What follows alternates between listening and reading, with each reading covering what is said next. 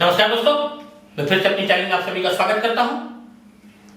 और आज हम लोग क्या करेंगे?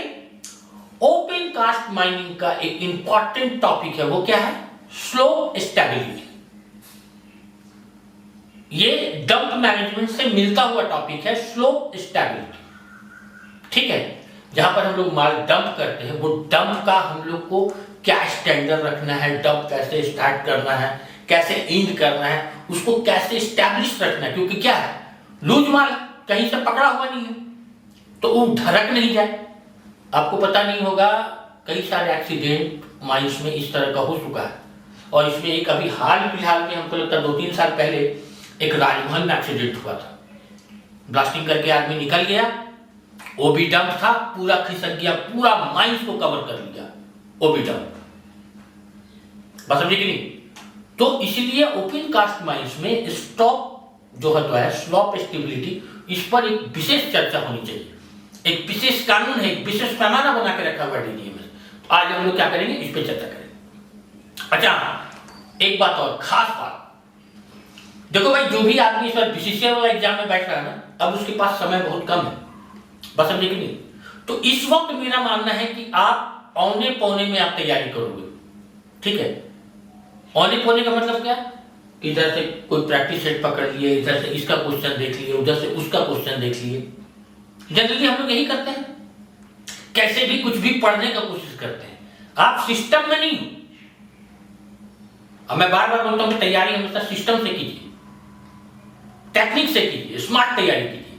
तो जब आप सिस्टम में नहीं हो, तो पता है आपके लिए एक तरीका बताता हूं, बहुत आसान सा तरीका है। वो क्या है? आप एक क्वेश्चन बैंक ले लो। मैं कई बार अपनी वीडियो में चर्चा कर चुका हूं कि अगर आपके पास 8-10 साल का क्वेश्चन बैंक है तो किसी भी एग्जाम में आपका 60-65% नैया पार। बस समझ गए? तो आप लोग उसका क्वेश्चन बैंक लें और क्वेश्चन बैंक लेके आप उसकी तैयारी करें। मेरे ऐप पे भी क्वेश्चन बैंक है, 7-8 साल का क्वेश्चन है उसमें। BCCL, CCL, ECL, MCL, WCL, MCL, इस सब का, जूनियर ओवरमैन, माइनिंग सरदार, ओवरमैन का, वहां पे जो भी एग्जाम में पूछा गया क्वेश्चन इकट्ठे है क्वेश्चन बैंक के रूप में। आप वहां से कीजिए। और मेरा कहना है कि अगर आप 10 साल का क्वेश्चन देखते हो तो आप 1000 क्वेश्चन आप देख लेते हो। तो इतना किस्मत खराब नहीं है कि 1000 में से आपको 60-65 क्वेश्चन आपको पकड़ में नहीं आएगा। और ऐसा नहीं हुआ तो समझिए कि आपका किस्मत ही खराब है। बस समझिए कि नहीं? तो तैयारी करने का एक तरीका होता है। चल आगे बढ़ते हैं। हम लोग क्या पढ़ेंगे? Slope stability in open cast mines. पहला क्वेश्चन क्या है कि ओपन कास्ट माइंस में माइंस के वेस्ट मटेरियल को जहां पर स्टोर किया जाता है उसको हम लोग क्या कहते हैं? क्या है? ओपन कास्ट माइंस में वेस्ट मटेरियल को जहां स्टोर किया जाता है उसको हम लोग क्या कहते हैं? क्या कहेंगे? ओवरबर्डन या स्लॉप डंप। ओवरबर्डन या स्पॉइल्ड डंप। माइंस का, ओपन कास्ट माइन का वेस्ट मटेरियल जहां पर हम लोग स्टोर करते हैं उसको क्या बोलेंगे? ओवरबर्डन या स्पॉइल्ड डंप। क्लियर?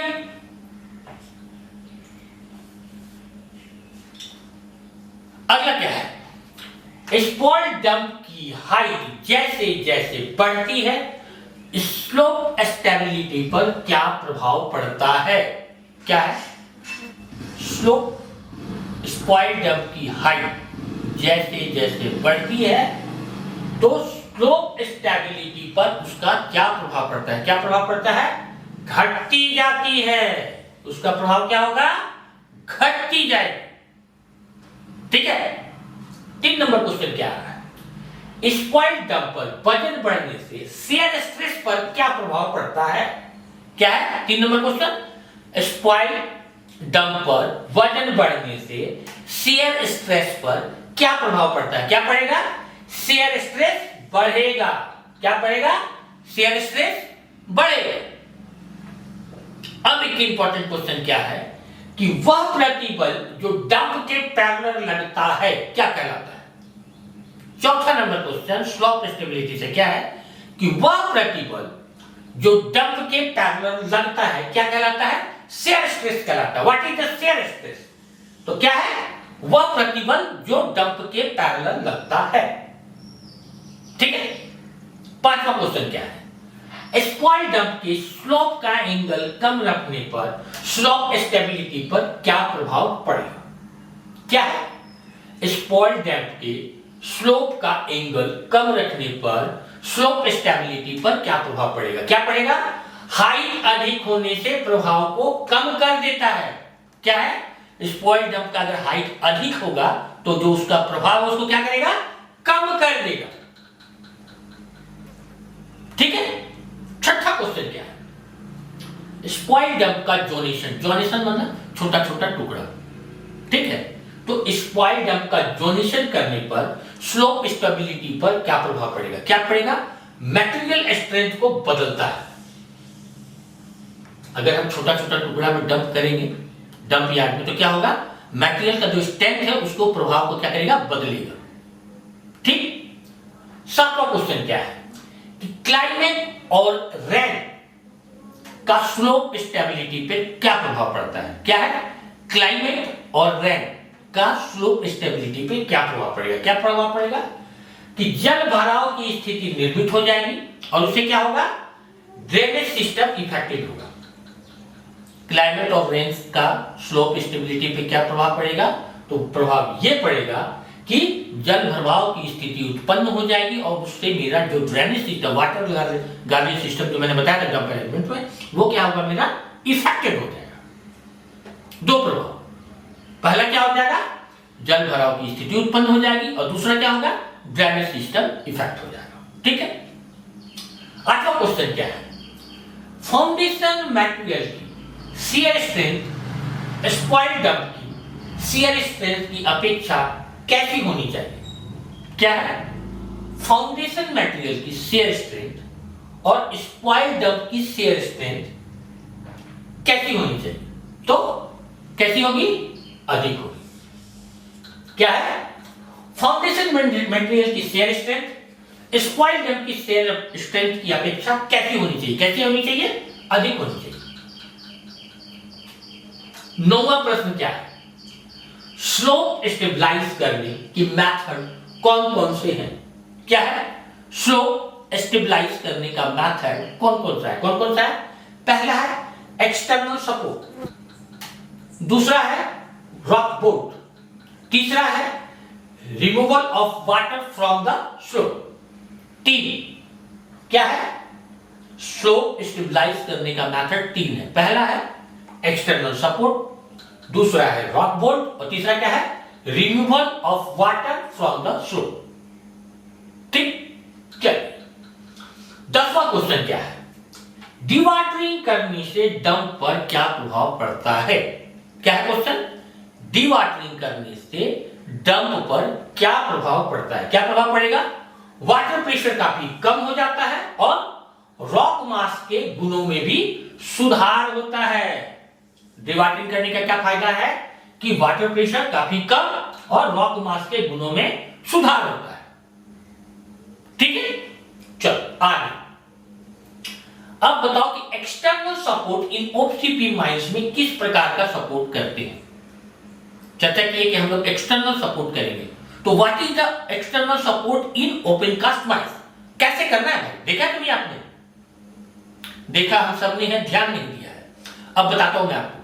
कहीं भी देखिएगा ओबी डंप होता है ना, खासतौर पे प्राइवेट सेक्टर में, या प्राइवेट सेक्टर पहले क्या करता है, जहां भी माइनिंग शुरू करता है ना, चारों तरफ से एक बाउंड्री करता है और ओबी भी क्या करेगा? बाउंड्री के अंदर में गिराएगा।